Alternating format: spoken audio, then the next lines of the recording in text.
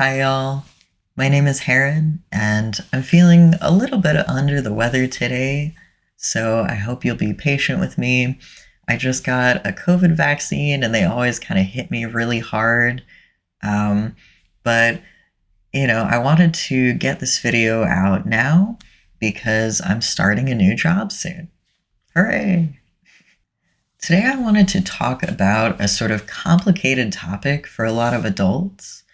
And that is sort of being a responsible figure and how we as adults are responsible for helping others, what that means, how can we be better at it, and how can we overcome some of the fear associated with that. So, I'm going to talk a little bit about how to process some of these feelings of fear and insecurity in order to become a better helper. And I'm going to start off with a personal anecdote again. This is a topic relating to sort of medical anxiety, and it brings up death briefly. And so, if these are things that bother you, I encourage you to skip ahead by a few minutes.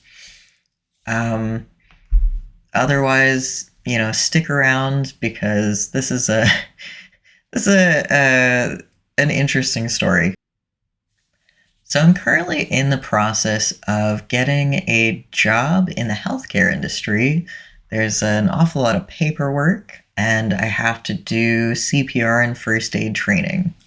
So you would think for me, of all people, this would be no big deal.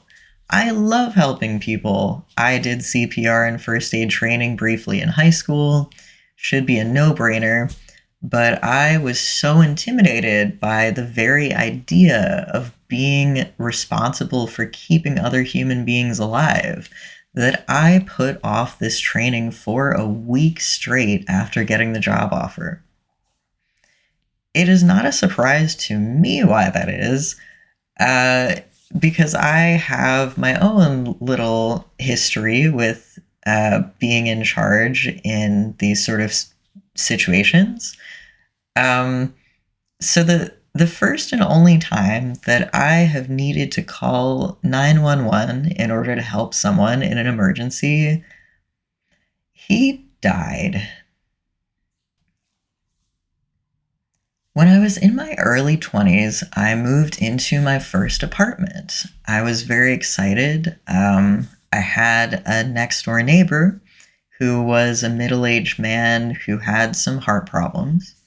So one day he felt a little funny, came home from work, decided to take a nap, and when he woke up from that nap, he was paralyzed for about 20 minutes straight. He was in the middle of a stroke. And so after 20 minutes, he somehow miraculously found the strength to drag himself up out of bed across the hallway and banged on my door. And so I opened the door. I saw him lying there collapsed in front of me, and I knew it wasn't good. I already knew when I was saying to him, "It's going to be okay. It's going to be okay." I knew I was lying. So I got him a pillow to rest his head on after calling 911. I waited there with him for about 5 minutes until the medics came. The EMTs rushed him to the hospital in an ambulance, and about an hour or two after he arrived, he passed away. So, obviously, he didn't blame me for what happened. He was very thankful in the moment that I was there to help, and his family was very grateful as well. But it was hard on me. It's not the easiest thing in the world to deal with emotionally. And I think, in a way, for a lot of people, that is the greatest fear when put into a situation like that, when you have to be responsible in an emergency. What if the person I'm responsible for dies?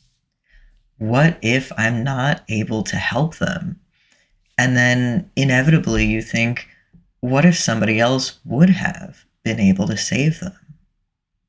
These are questions that are haunting, and they can make us feel so afraid of making a mistake that our brains trick us into believing that it would be better if we didn't even try. And I specifically avoided working in the healthcare industry for years because I was very afraid of these things. I didn't feel like I was responsible enough, I was smart enough, I was quick enough on my feet to be in charge of keeping people alive. But I realize now that I'm being put in that situation that almost everyone feels that way. And that's why there's never a shortage of jobs in the healthcare industry. For those of you who grew up watching shows like Mr. Rogers' Neighborhood, you've probably heard phrases like, look for the helpers. And we tell children that if they're in a bad situation, if something bad is happening and they need help, they should look for a responsible adult. Maybe a teacher, maybe a parent or a grandparent. And the funny thing about growing up is you never really stop feeling like a child. And I think on some level, a lot of us still feel deep down whenever something bad happens that we're supposed to look for a helper. We say, where is that responsible adult? And it's very jarring and scary to wake up one morning and realize, oh no, I'm the responsible adult. I am the one in charge. I'm the one who needs to help this person. So I took the CPR class, and it wasn't too bad. It was pretty straightforward, and when I got to the part about how to deal with a stroke, it was kind of comforting. It reassured me that it wasn't anything that I did that caused this man to pass. It was most likely the 20 minutes that he spent unable to call for help. But I also learned a lot of things that I didn't know taking that class. I learned how to perform CPR on a child or an infant. I learned how to handle seizures, how to handle burns. It really made me think, what would have happened if I'd been in a situation similar to that one, but I was able to help? What would have happened if somebody needed CPR and I didn't know how to perform it correctly? I could have spent a few hours learning the material in this class at any point over the past few years, and it would have made me potentially a better neighbor, a better friend, a better helper. So why didn't I? I think I let myself internalize that feeling of fear from that situation and believe that the only way to avoid feeling that sense of helplessness again, the only way to avoid feeling afraid that I would make a mistake, was to not do anything at all. This is a very common experience that I think all people go through at some point in our lives. Fear of failure can keep us from trying something new. Fear of being rejected or judged by the people around us can keep us from reaching out and trying to help. But if we learn how to recognize and overcome this fear together, we can create a stronger, healthier community full of helpers. If I hadn't been home when my neighbor collapsed, he still would have died. It was not my responsibility to be there at the time, but because I was there, it became my responsibility as a good neighbor to try to help him. A few different authors over the years have said something similar to this. Responsibility means that we have a response based on our ability to help. Basically, a responsible person is someone who responds to people who need help when they happen to have the ability to help them. It doesn't matter whose fault the situation is. It doesn't matter what the details are. Whether or not you respond is enough to make a difference. I think sometimes we get used to watching fictional media like superhero movies, and we get this idea in our head that saving people or helping people has to be something profound that only one person can achieve on their own. That you must be able to fly or punch through brick walls to save people. But that's not the reality of the work. In the real world, saving a life can be as simple as reaching out to a friend and saying, "Hey, are you feeling okay?" By the end of this class, I felt like taking it was one of the best things I'd done in a long time.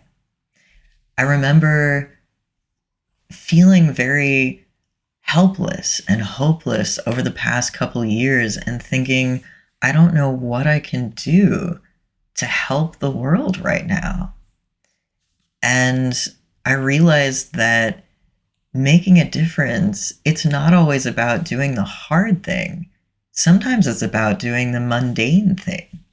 It's about doing the thing that you've been putting off for ages. It's about just standing up and saying, even if nobody else is doing this work, it needs to be done, so I will do it.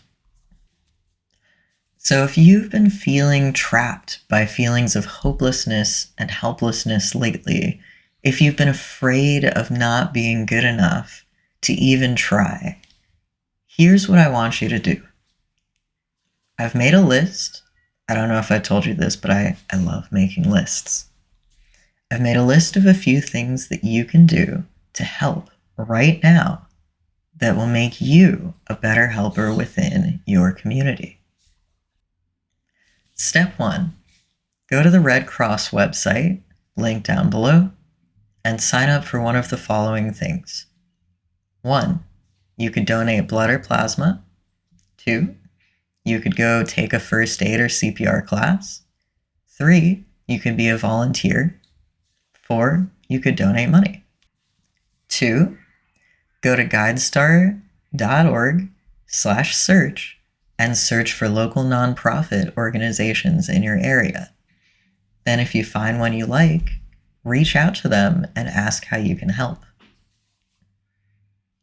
3, text or call a friend who's been having a tough time lately and ask if they need any support. Don't discount this one. This can make a bigger difference than all of the other things combined sometimes. Being a helper is not about being a rogue superhero who can save the world. In fact, it's usually just the opposite. Being a helper is about being connected to a greater community around you and finding ways to work with others. No matter how massive and insurmountable you think the problems in the world may be, we still need nurses. We still need firefighters. We still need school teachers. The work that needs to be done in order to make the world a better place can often be as simple as taking out the recycling.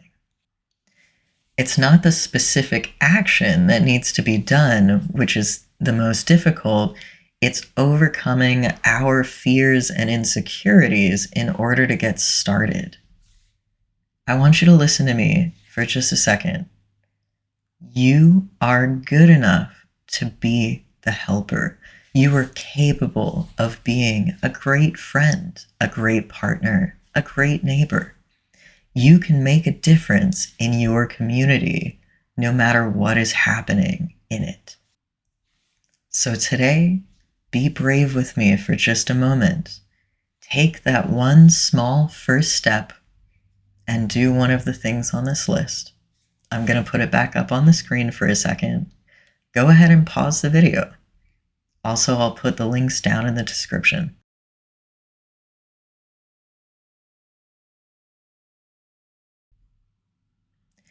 Thanks so much for taking a moment to sit with me today and listen to this video. If you found it useful, let me know in the comments. Maybe tell me some awkward stories about your experiences with emergencies or the medical field. It might make me feel a little less nervous about my new job. So, as always, take care, y'all. Be safe. See ya.